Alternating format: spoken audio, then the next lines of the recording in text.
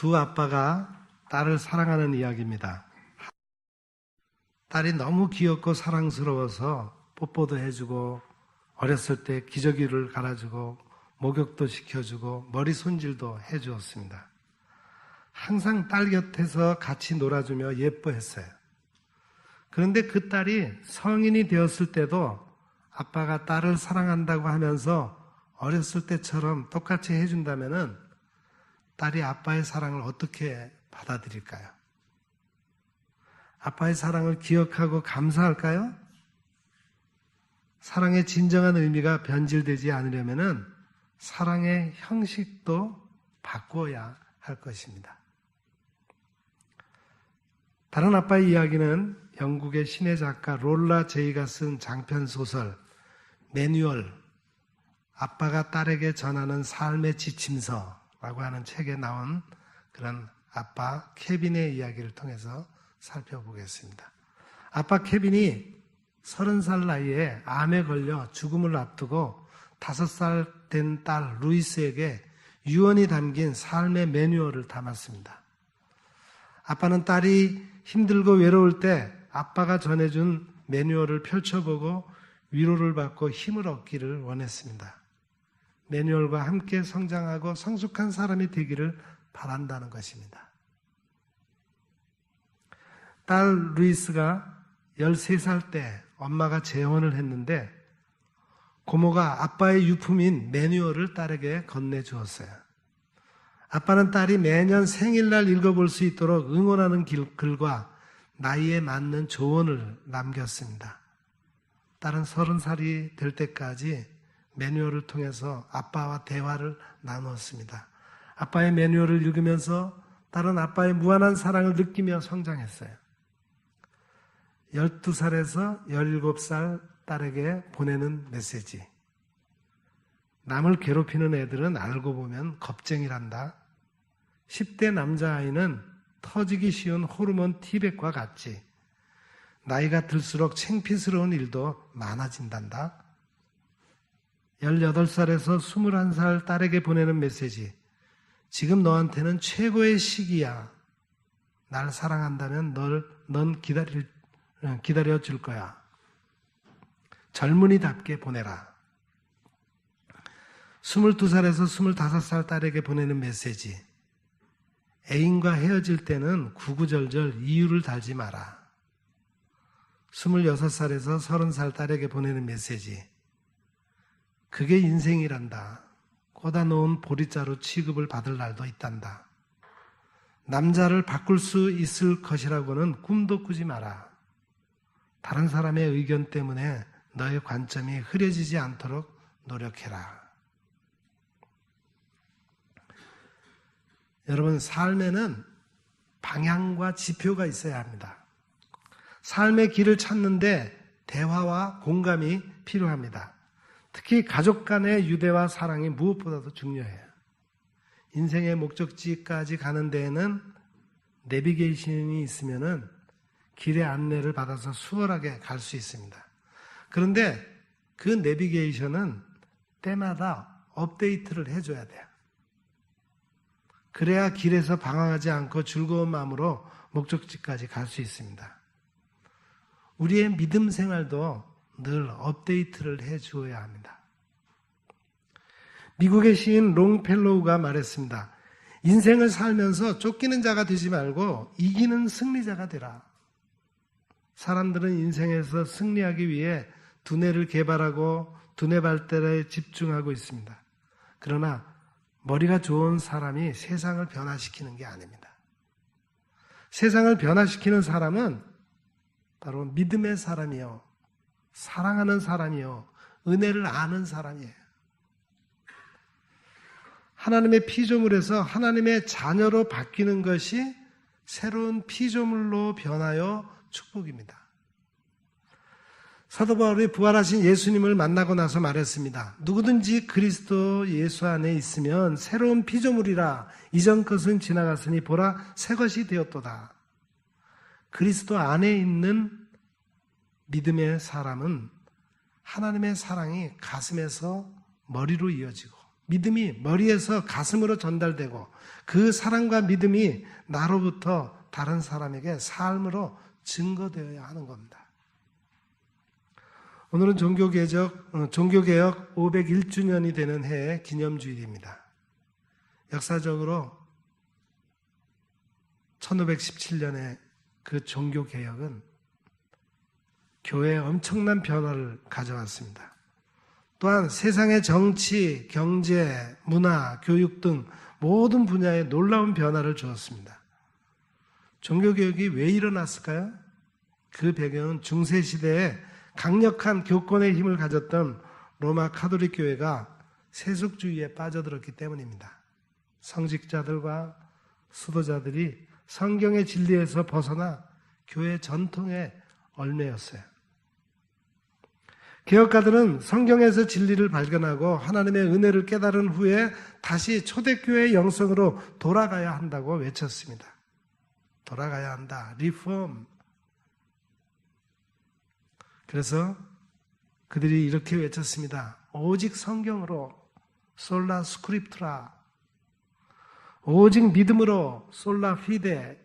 오직 하나님의 은혜로 솔라 그라티아. 오직 그리스도로 솔루스 크리스투스. 오직 하나님께만 영광. 솔리데오 글로리아. 그렇게 외쳤어요. 오늘 우리는 매일 성경을 읽고 하나님의 말씀을 묵상하며 살아가고 있습니까? 시편 1편에서는 복 있는 사람은 악한 자의 꾀를 따르지 아니하고 죄인의 길에 서지 아니하며 오만한 자의 자리에 앉지 아니하고 오직 여호와의 율법을 즐거워하며 그의 율법을 주야로 묵상한다 그랬습니다. 거기 묵상한다라고 하는 말은 읽은 성경을 하나님의 음성으로 내가 듣고 그 말씀을 따라 사는 것을 말합니다. 그렇게 하면은 자연스럽게 악인의 꾀를 따르지 않게 됩니다. 죄인의 길에 서지도 않게 됩니다. 오만한 사람의 자리에 앉지 않게 됩니다. 오직 믿음으로 사는 사람은 하나님의 절대 주권에 순종하며 살아갑니다.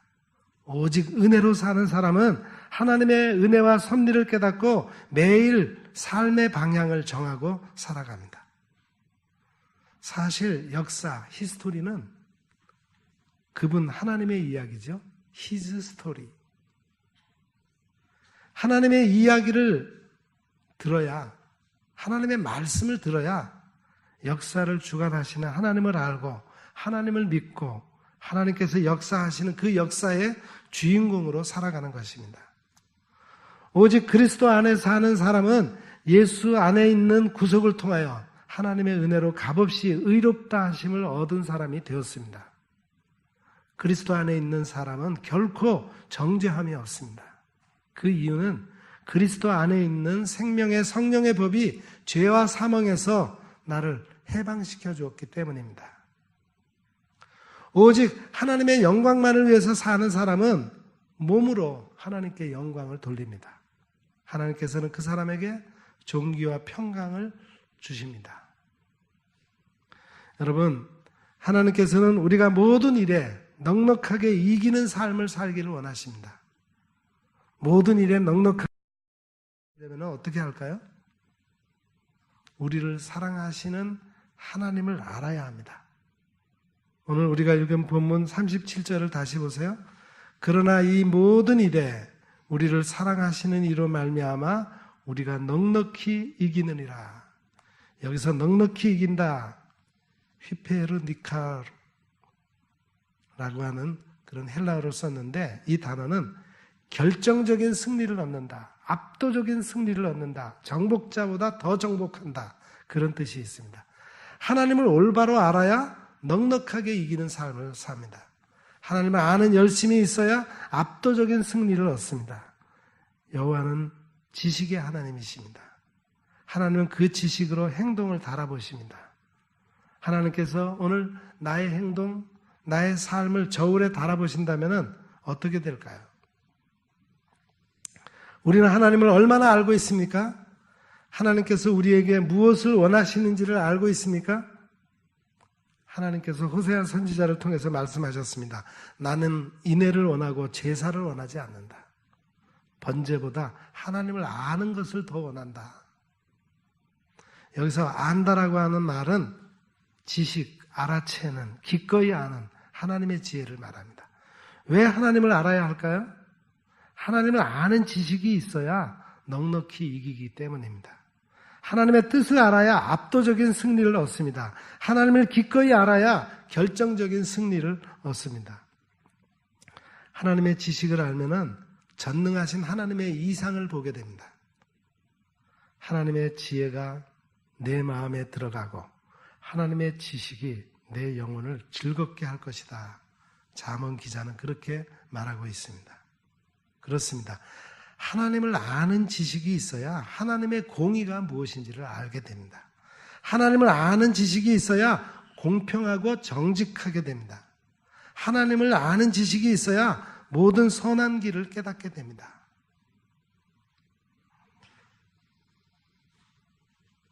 여러분, 종교개혁자들이 오늘 본문을 보고 하나님의 은혜를 깨달았습니다.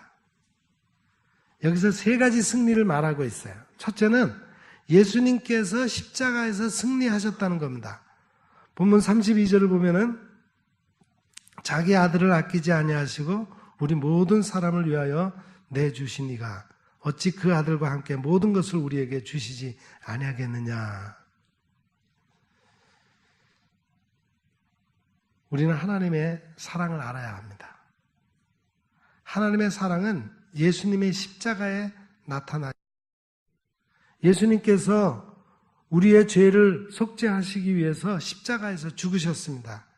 이것이 하나님의 전적인 사랑이요 은혜입니다. 하나님의 은혜와 진리는 예수 그리스도를 통해서 온 것입니다.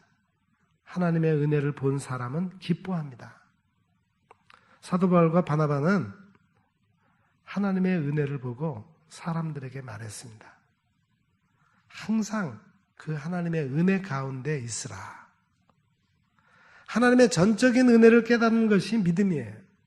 그래서 믿음 생활은 모든 것이 하나님의 은혜라는 사실을 깨닫고 감사하는 것입니다.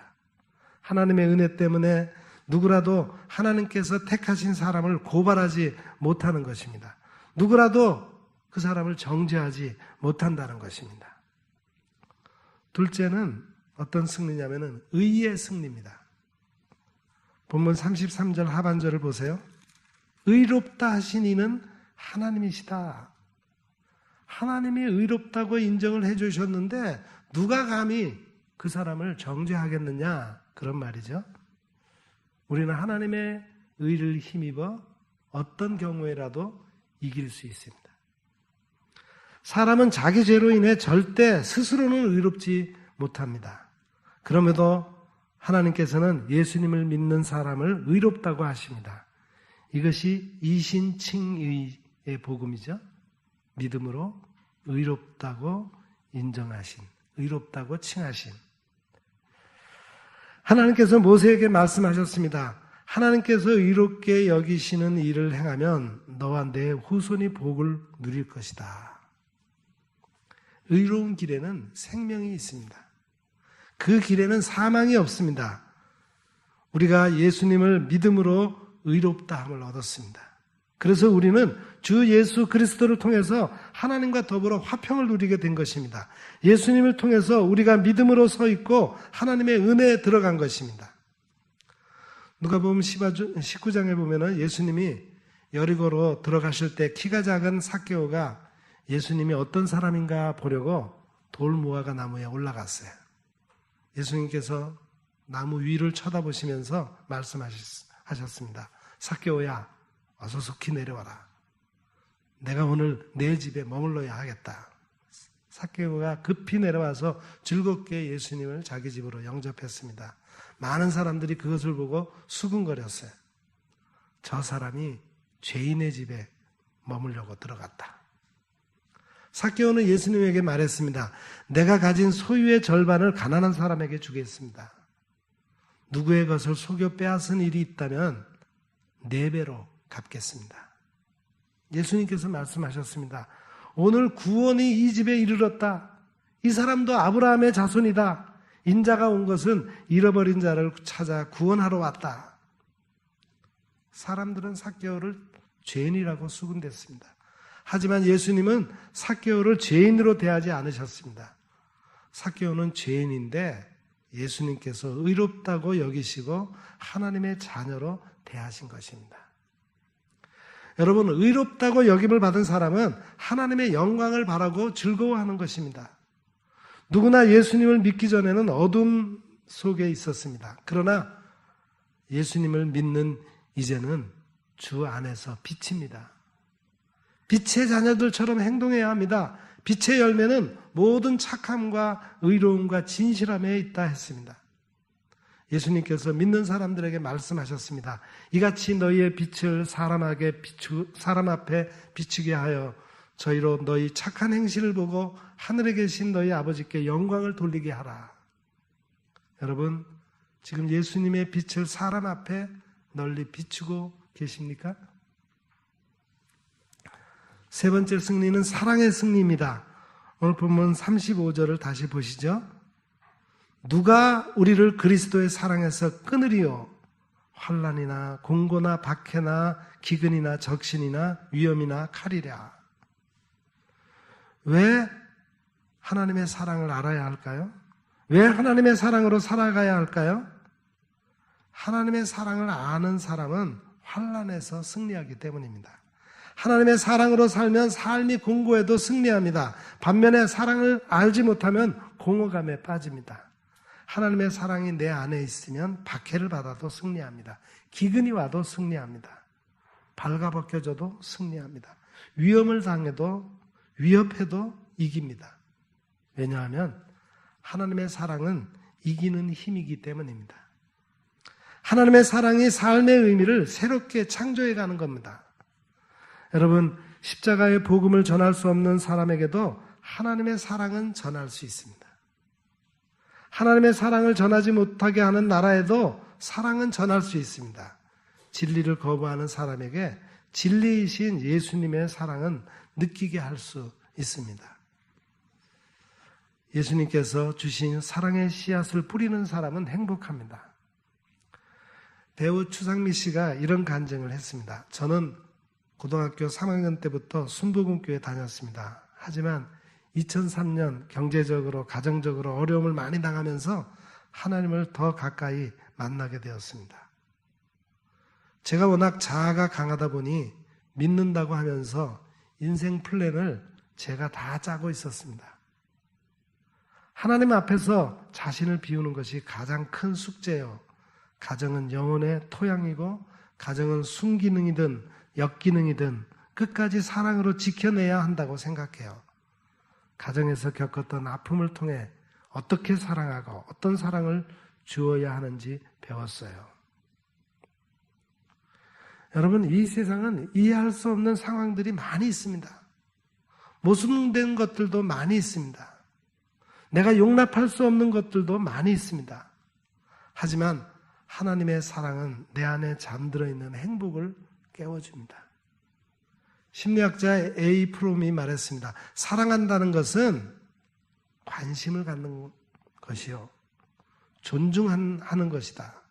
사랑한다는 것은 책임감을 갖는 것이요, 이해하는 것이다. 사랑하는 것은 마지막으로 내어주는 것이다. 지금 우리는 하나님의 사랑을 얼마나 알고 얼마나 느끼고 얼마나 전하면서 살고 있습니까? 예수님의 위대한 사랑을 알고 작은 행동들이 모여서 위대한 사랑이 꽃피는 것입니다. 이제 우리가 넉넉하게 이기는 삶을 살려면 오직 은혜로 살고 오직 믿음으로 살고 오직 성경을 믿고 진리를 행하며 살아야 합니다. 오직 그리스도께로 달려가고 하나님께만 영광을 돌리기 위해서 살아야 합니다. 오늘 우리의 믿음, 사랑을 다시 리폼해서 그리스도의 사랑 안에서 승리하고 새로운 미래를 여는 주님의 제자들이 다 되시기를 축복합니다. 기도하겠습니다. 사랑의 하나님, 오늘 우리가 새로워지게 하옵소서. 종교개혁자들의 정신을 이어받아 오직 성경으로, 오직 믿음으로, 오직 하나님의 은혜로 살아감으로 굳어있는 나라와 교회를 변화시켜 나가게 하옵소서. 예수 그리스도의 십자가의 사랑을 본받아 그 사랑을 실천함으로 이 세상을 넉넉히 이김으로 하나님께 영광 돌리는 성도와 교회가 되게 하옵소서. 예수님의 이름으로 간절히 기도드립니다.